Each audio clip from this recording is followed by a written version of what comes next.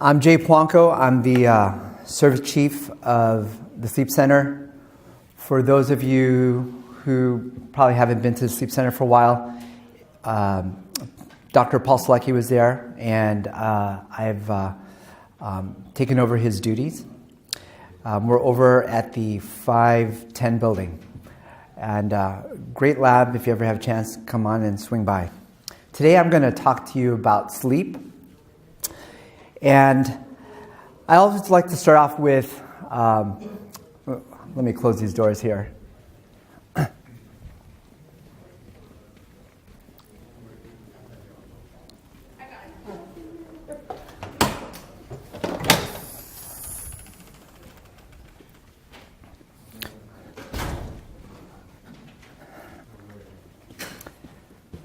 Okay, so today we're going to talk about sleep. At least I'm going to talk about sleep. My first love, my second hat is neurology.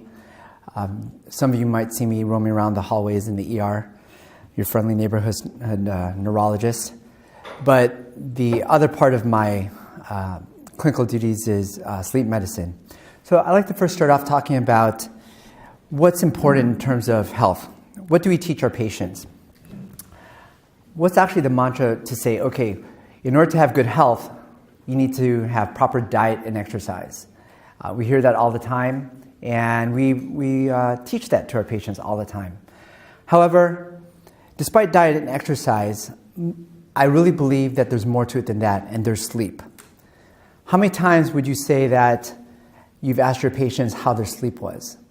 To me personally, I believe that there's actually three pillars to good health. There's diet, exercise, and sleep. And sleep, I would argue, is actually more important. So if we think about it, exercise, lack of exercise can lead to consequences down the line such as diabetes, weight gain, metabolic syndrome, vascular disease.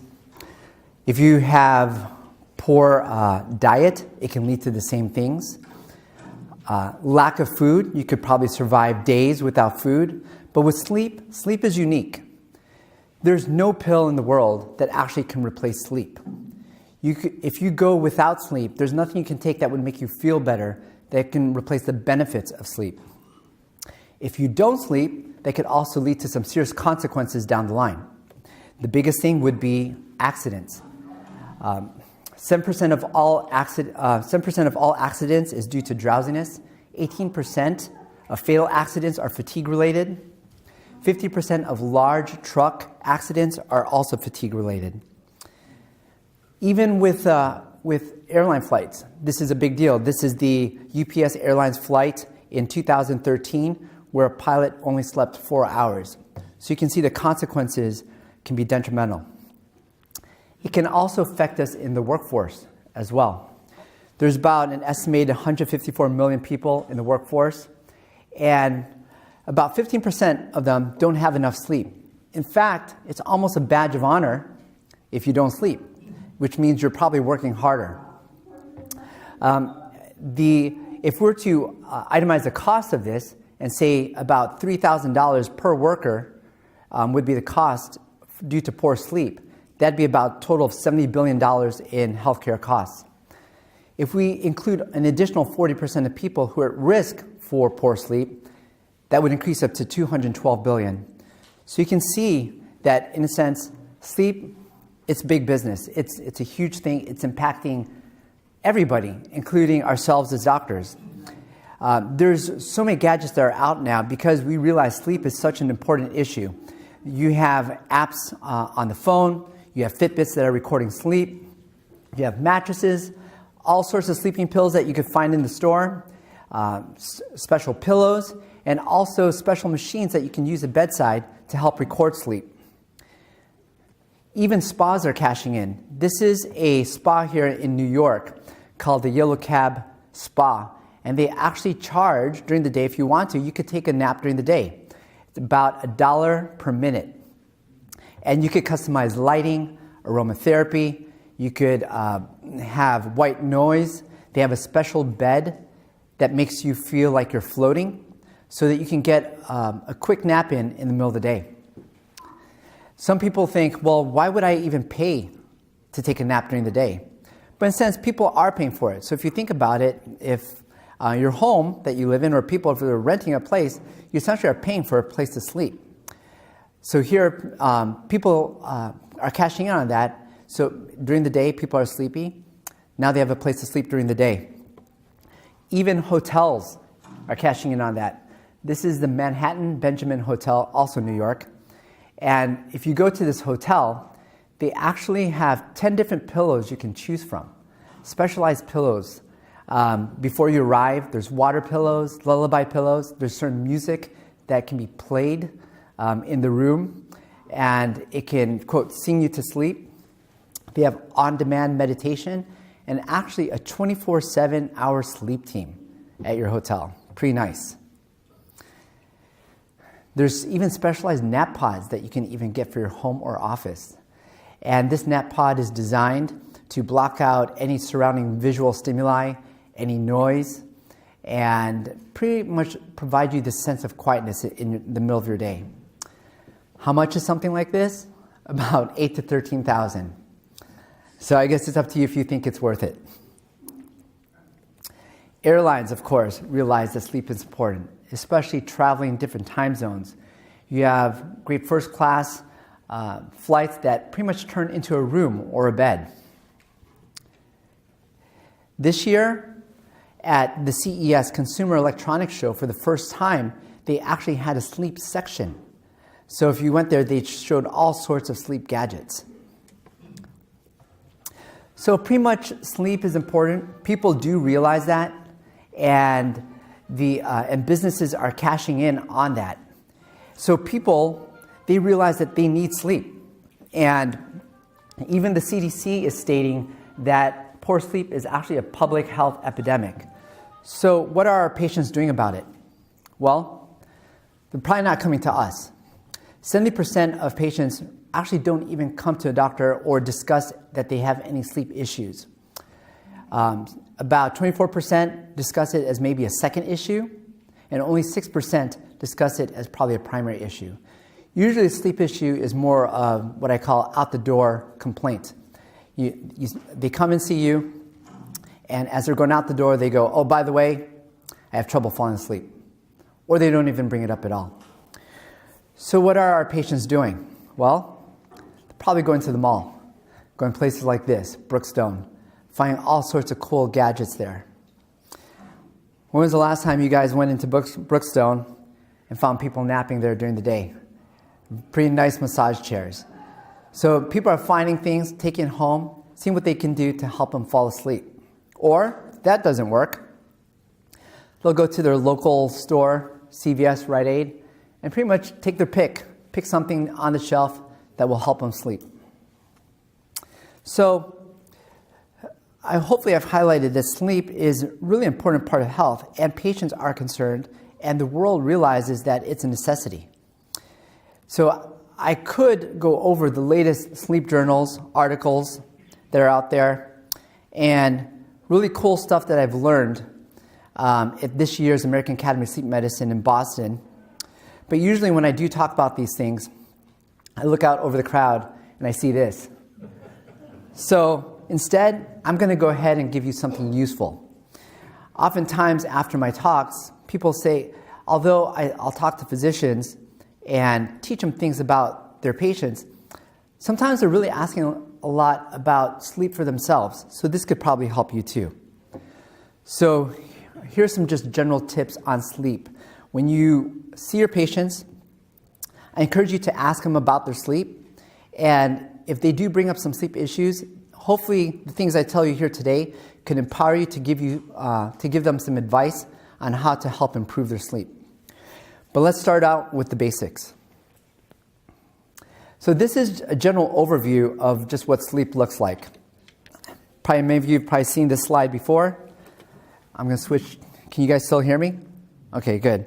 So here, this is the different stages of sleep. This is stage 1, 2, and we've pretty much combined stage 3 and 4 as slow wave sleep. And we count all of this as non-REM sleep, so everything that's in white. And then we hit REM sleep, which is our dreaming state of sleep. And what I'd like to highlight is you go down the hours of sleep, you can see that the periods of slow wave sleep and REM sleep actually get longer. So the second half of the night is really your deeper stage of sleep. But one thing I do want to highlight also, if you look up here, this is the awake state. And here in the awake state, you can see a couple bars up there. So I'm just pointing out that actually waking up 1 or 2 times in the middle of the night is actually a normal part of sleep.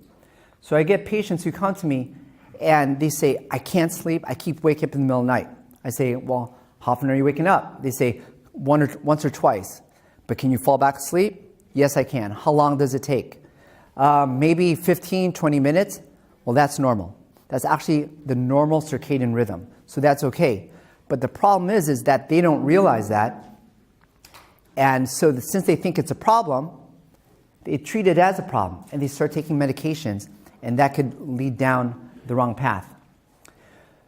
So the most important thing about sleep, to improve sleep, actually has nothing to do with sleep at all.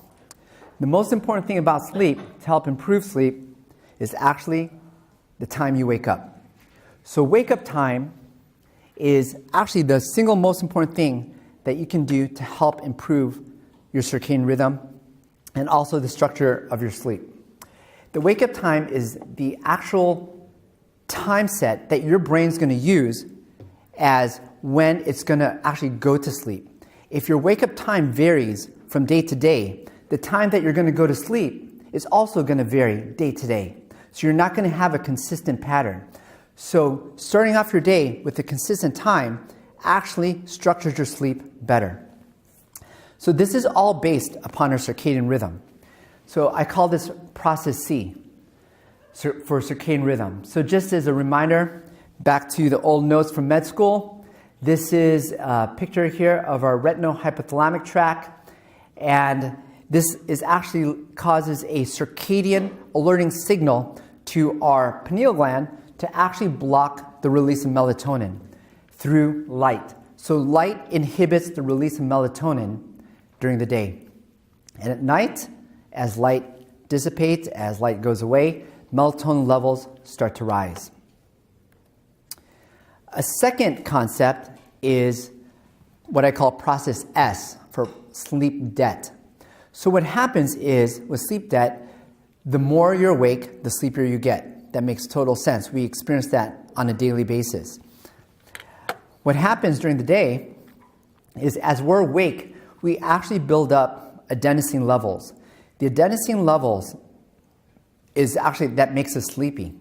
And that adenosine buildup is actually what builds up the drive for slow wave sleep. And it's only during slow wave sleep that adenosine is metabolized. The amount of slow wave sleep that you're actually creating is actually the intrinsic drive to create REM sleep. So it all becomes a cascade. So the longer you're awake, you have the buildup of adenosine, the increase in slow wave sleep, and you need that slow wave sleep to build up the need for REM sleep. So putting it all together, it looks something like this.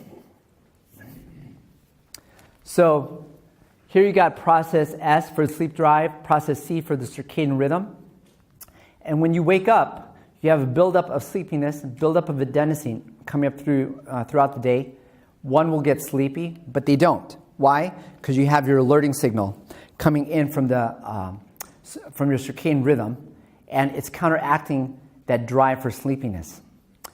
As nighttime comes, this signal starts to go down, melatonin starts to rise up, then process S takes over, and you get sleepy, and you fall asleep.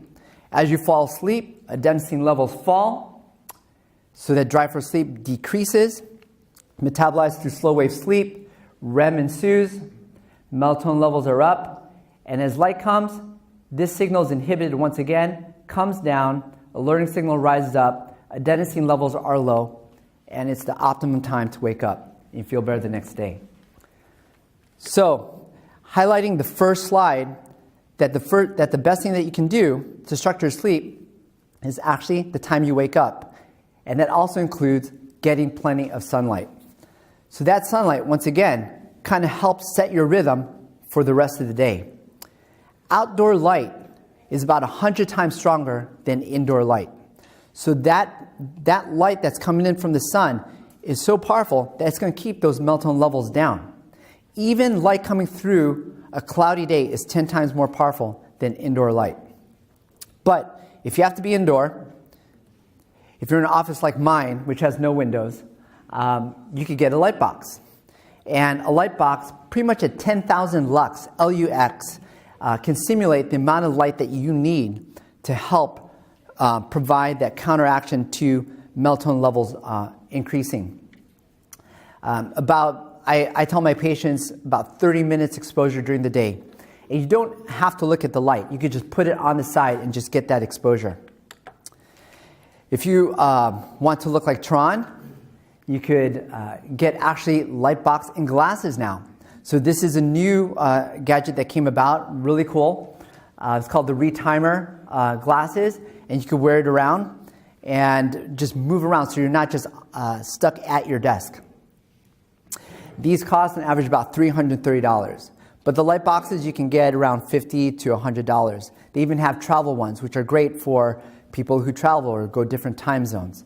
So great things that patients can use, especially this population who around here who might travel a lot. Exercise is also important. But when should you exercise? Well, people often think, I'll exercise late in the evening so I could get super tired and I could sleep better. But actually, it doesn't work that way. Actually, if you exercise, as you all know, you're actually increasing your drive, your sympathetic drive, because you're in this exercise-induced state. So if anything, you'll actually be more alert. Your body might be more fatigued, but your brain will be more alert. So those are two different things. People often confuse sleepiness and fatigue as being the same thing, when in fact they're different. They're different things. So I do recommend for my patients to actually exercise first thing during the day, early in the morning. That's probably the best time during the day. And the nice thing about exercising during the day, that gives your body time to recover. From a medical perspective, our cortisol levels are actually highest during the day. Cortisol, I call it the anti-sleep hormone. So it's actually opposite of melatonin. As you sleep throughout the night, melatonin levels are going down, and when you wake up, melatonin is at its lowest, but cortisol is at its highest. So that's a good time to actually get out and go to the gym and exercise. If not, midday would work also. A recent article in, probably a couple years old now, in the Journal of Clinical Medicine showed that people who do exercise have about a 55% improvement in their sleep latency, meaning that's easier for them to fall asleep. So exercise does help. It also improves their total sleep time as well. And I also recommend both combination of heavy weights and cardiovascular or aerobic exercise. Diet. Diet is important. Not only the foods that you eat, like I was mentioning in the beginning, diet and exercise, but actually the timing of eating is important. Why is the timing important? Well, our body actually uses food as another physiological cue of when it should sleep at night. So first, the most powerful one is light. The second is actually eating. Eating is second most important. So serotonin, which is a precursor to melatonin, 95% of that comes from our gut. In fact, we call the gut the secondary brain. You guys might have heard of that. So food, timing of food, we use that to give timing to our brain for sleep onset. In fact, my patients who can't see, who are blind, I will use food to help them with their circadian rhythm, that they eat at structured times throughout the day. So waking up at the same time, exercise in the morning, and eating at regular intervals. I tell my patients, no napping. Why? They say, it feels good. But the problem is, it interferes with sleep. So let's go back to this slide here. So I mentioned the longer you're awake, the more adenosine buildup you have, which drives our need for non-REM and REM sleep. But adenosine is actually metabolized during non-REM sleep. So if you take a nap during the day, you're decreasing your adenosine levels. You're decreasing your homeostatic drive for sleep.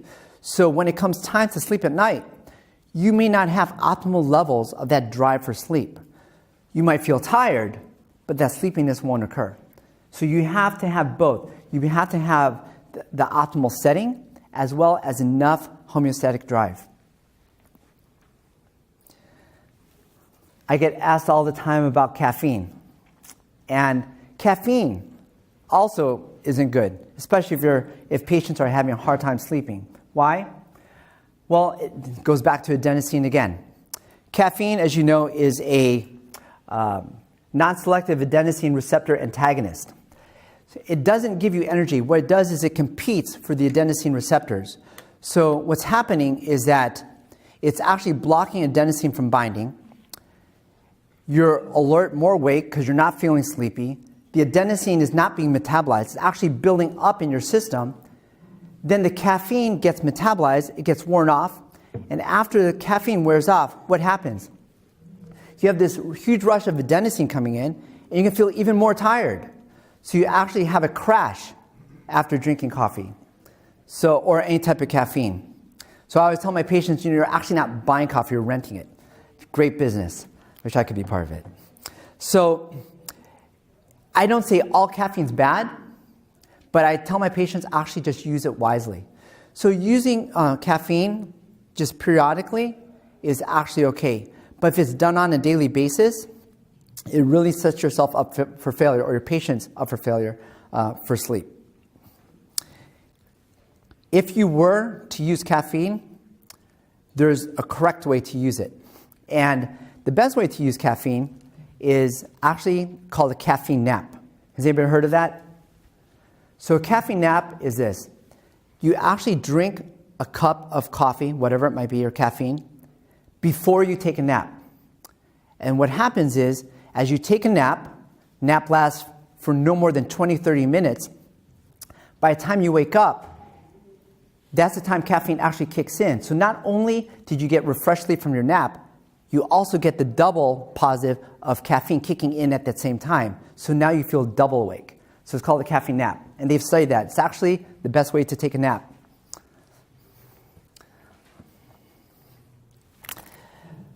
So these are things that you can tell your patients as far as what to do during the day. And then when it comes nighttime, the next best thing is actually to develop a nighttime ritual about an hour before bedtime.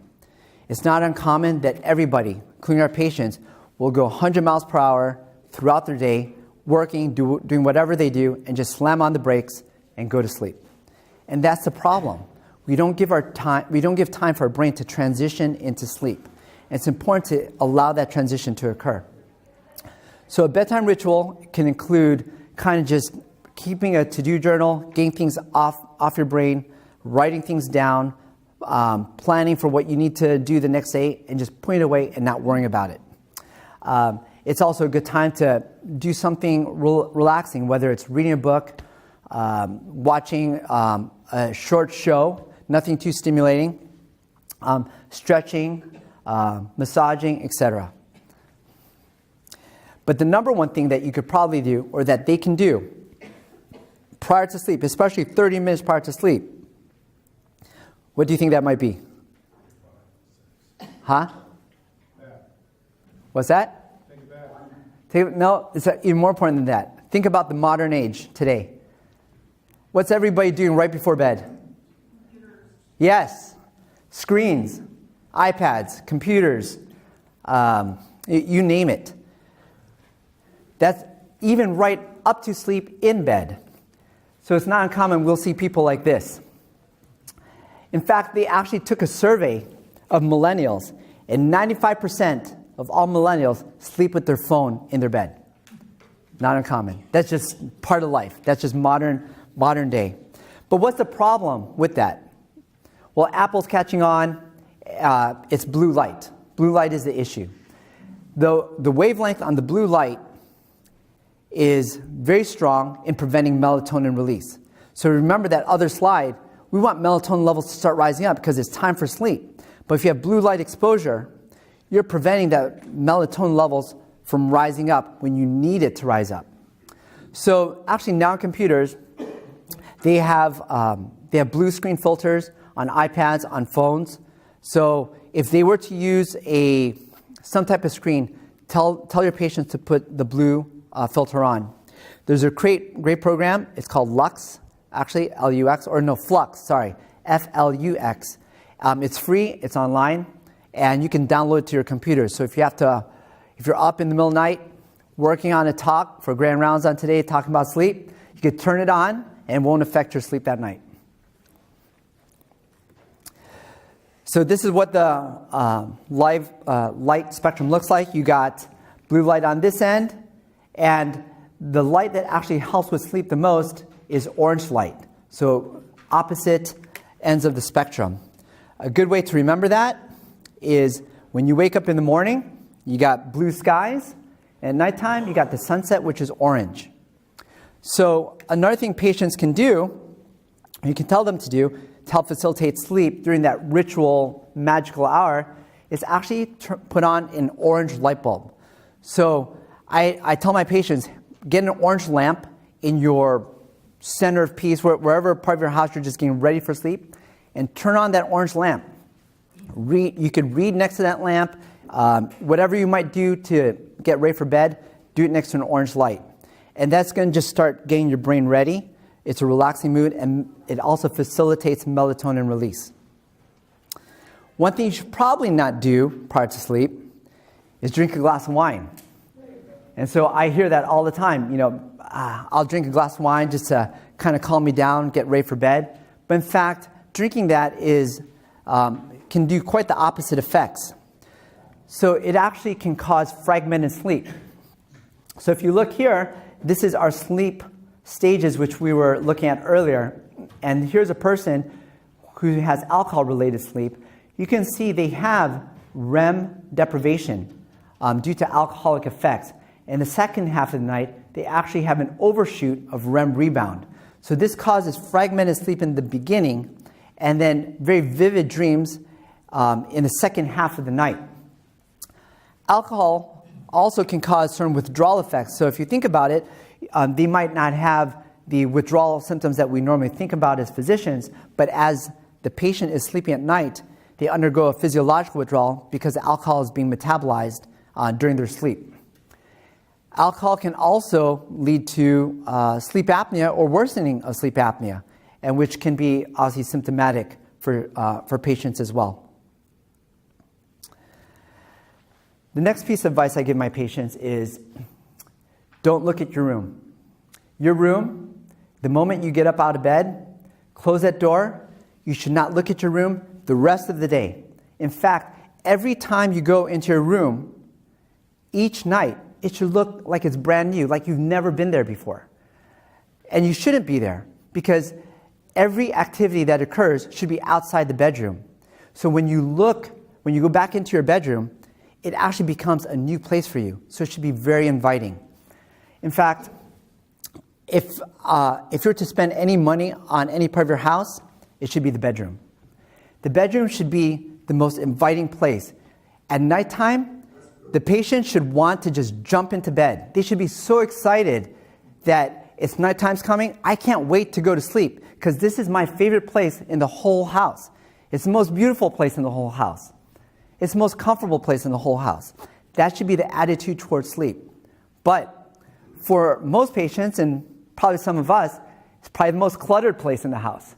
There's probably clothes lying around everywhere, bed's not made, floors probably hasn't been vacuumed for years. I mean, it's probably dusty. There's probably a dog sleeping on the bed. It's probably the most uninviting place. You probably left your phone there, your laptop there. So it should actually be the cleanest, uncluttered, most inviting place. And that way patients will look forward to sleep each night. If good colors for sleep are blues and grays, and that's why I have this picture here. And it's pretty nice to have a pool in front too. Okay. For sleep, cooler temperatures actually allow for the best modes of sleep because we know cool temperatures can help induce slow wave sleep. So keeping the room cool around a close 70 degrees or so is actually better. Patients should feel that they want to pull the covers onto them. It should be that type of cool. They shouldn't be hot. The clothing that they wear should be very loose pajamas. So it's more of them just kind of snuggling into bed. And kind of being wrapped up. That's the level of cold that you want. In fact, we've known about this secret that cold can help induce slow wave sleep, that a company called EBB actually marketed this.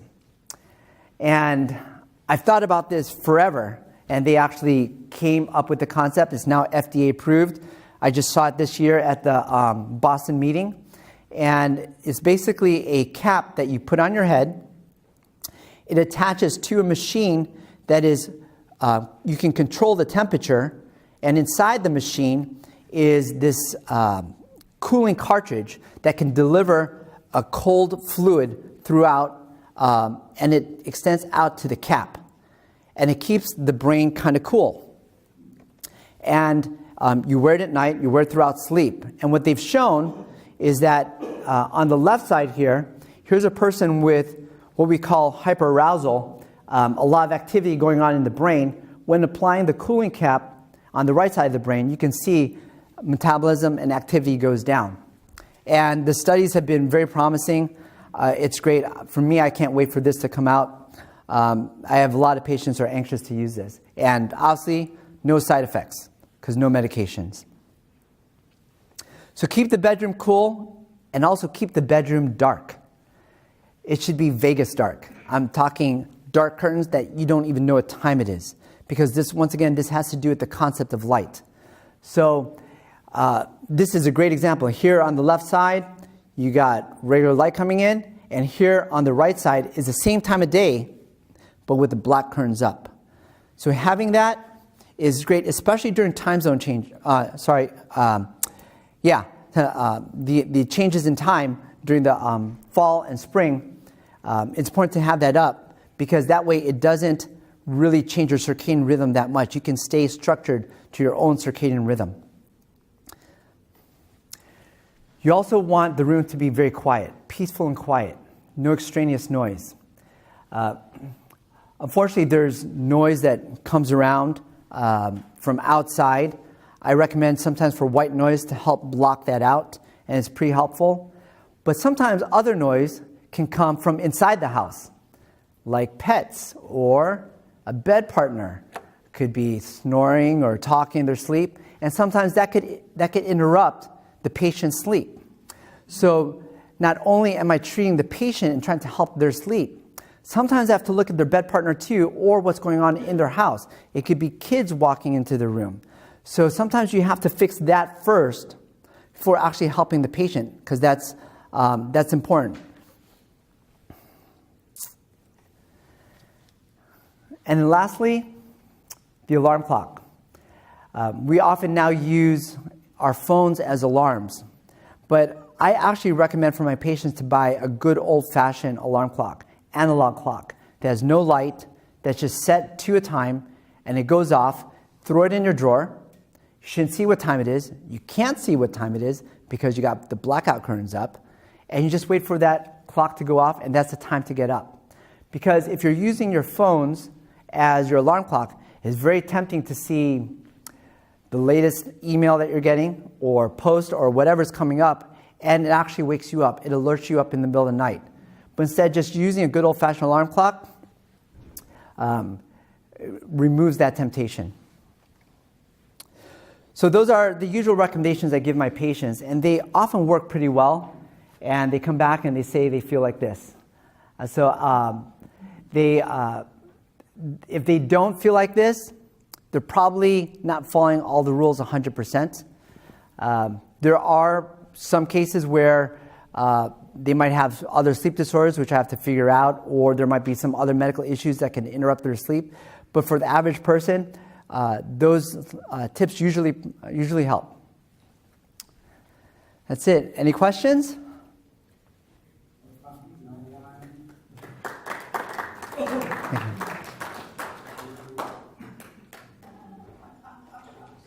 Yes. Yes. How does Provigil affect the Provigil is, so as far as affecting patterns of sleep, it really doesn't affect sleep itself. I think it's a great medication. It's one I often use for my patients. I don't really see a downside except for the side effect of headaches. And in childbearing women, it can interfere with oral contraceptives. But otherwise, it's not a bad medication.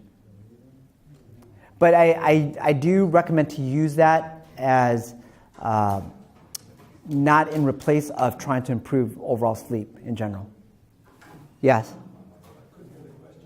Oh, he was asking, how does Provigil affect sleep? Provigil. Length of sleep. So they actually released a recent article, a consensus on the length of time of sleep last year.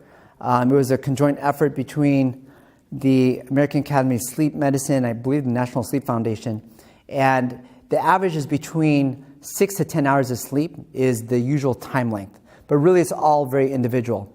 There's studies that show that if you sleep less than 6 hours, there's increased cardiovascular risk. And on the opposite end, if you sleep 11 hours or more, there's also increased cardiovascular risk. So the sweet spot is about 6 to 10 hours. Doesn't the need for sleep change with age? Actually, so that's a great question. There's always this misconception that you need less sleep as you get older. And the answer is no. You don't. You might have a harder time sleeping, but hello? Can you hear that? Okay, I'll go over. You might have a harder time sleeping, but the sleep drive shouldn't decrease.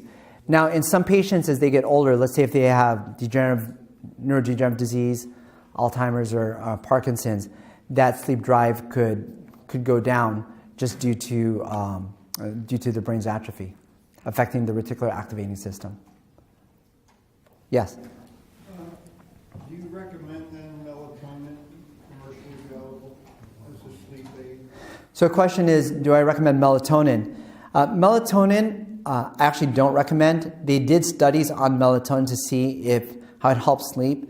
It's shown in some patients to help improve sleep latency, actually falling asleep. It has not been shown to increase total sleep time. Melatonin I often use just really for realigning one's circadian rhythm. If it's off, say they're traveling different time zones, or they have delayed sleep phase syndrome. But as a sleep aid, I wouldn't recommend it. It's really not that helpful. What do you recommend for time zone travel? So time zone travel, I recommend planning ahead, and it has to do with really planning your destination's time or wherever you're going. So about probably 3 days prior to departure, if say you're going from here to New York, for example, so you got 3 hours, I recommend to start planning New York time in LA time. So if say it's 8 o'clock here, let's say it's 5 o'clock here, but 8 o'clock over there. Around 5 o'clock, you start wearing sunglasses to start decreasing exposure to light. And then you can also start taking melatonin. So that's where I would probably use melatonin. And you would take it about 3 hours prior to the onset of your goal bedtime. So people think, oh, I take melatonin as a sleep aid. Most drugs are given about 30 minutes prior to sleep. Melatonin works differently, in which the signal for melatonin actually starts about 3 hours prior to the optimal time for sleep. So if, say, you're sleeping at 10 o'clock, then you would take melatonin at 7 o'clock in New York time. And people say, well, that'll make me drowsy. But people are taking too much melatonin. So within our brain, we actually manufacture about 44 micrograms of melatonin, which is way more than the 3 milligrams that you see out there in the store. So even just 1 milligram is enough to take. So if you take a milligram dose, it shouldn't make you too drowsy, and that should be enough to just start your circadian rhythm going in New York time. And then likewise, when you go back, it'd be the same thing. So when you go back, you actually want more light exposure, So, the Lightbox is helpful for coming back. So you can just get that exposure at nighttime. Other questions? Great. Well, thank you all for coming. Hopefully it was helpful.